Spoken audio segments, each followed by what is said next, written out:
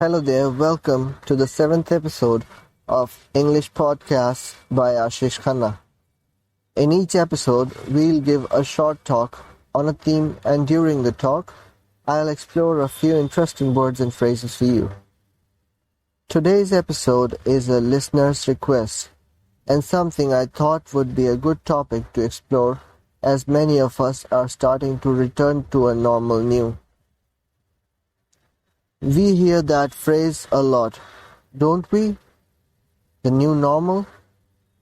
I'm sure it means different things to different people, but for me it means a more careful and thoughtful normal.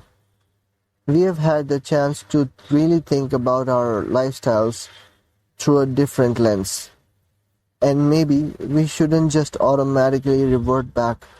We aren't on autopilot anymore.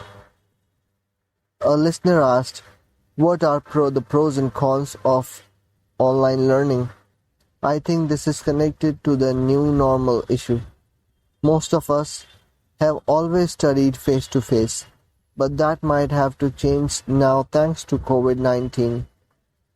So, to help you think what's best for you and your new normal life choices, I thought I'd share my opinion of 3 pros and cons about studying English online.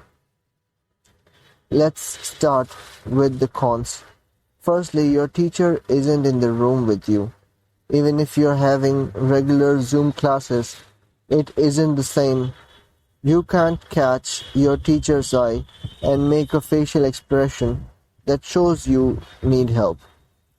You can't whisper or gesture that you'd like a one-on-one explanation. It's harder to ask your teacher to repeat something if you didn't hear it. Your teacher can't wander around and notice the mistake in one of your answers and help you work out the correction. This subtle support is one of the things that helps you to be a better student. Especially if you are a bit shy, the video classes aren't good at catching these small things. Con number 2. Your fellow students aren't in the room with you. You may not realize it, but a lot of learning happens student to student.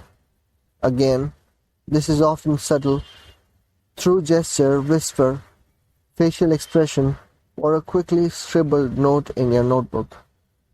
Also, you can practice before you perform.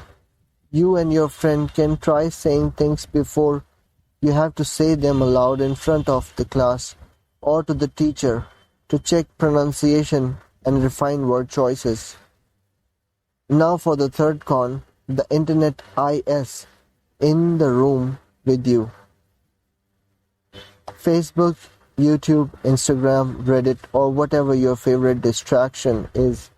It's hard to stay focused when so many things more interesting than English grammar are a keystroke away. A lot of online learning requires discipline, and internet, which most people are at least a little bit addicted to, has meant discipline is in short supply. Okay, now for the pros. It's easier to show up. COVID-19 can get in your way of your online learning. Neither can bad traffic, a sudden rainstorm, or apathy. Apathy means when you can't be bothered. By the way, you still can't be bothered to study online. But when you all have to do is open your laptop rather than shower, get dressed in nice clean clothes, comb your hair, get on a bus to get to school, it's easier to study regularly. You might even find yourself more tempted to do a bit of extra work before or after class, because it's there at your fingertips. Plus, you can drink coffee and eat cookies while you study. Bonus. Second pro.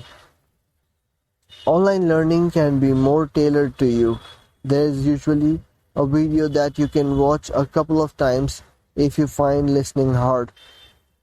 and activities you can do at your pace rather than feel like you're trying to keep up with the fastest learners in the class.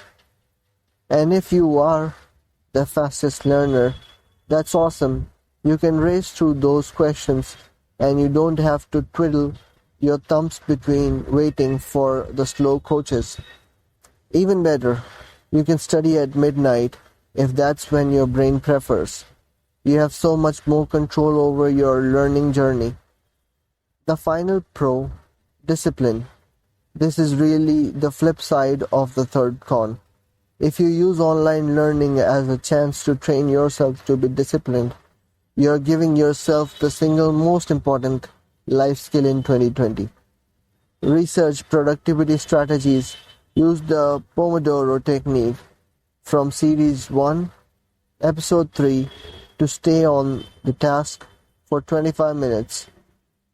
Try apps like Lazy Meter, Focus Booster, or Antisocial, and Chrome plugins like Strict Workflow, Xtab, and Momentum to help you achieve your learning goals. Once you have mastered the skill of focus through independent study, you will be able to transfer it to everything: work, reading, war and peace, or even writing your own novel. And that's all for today. Thank you for listening and have a nice day.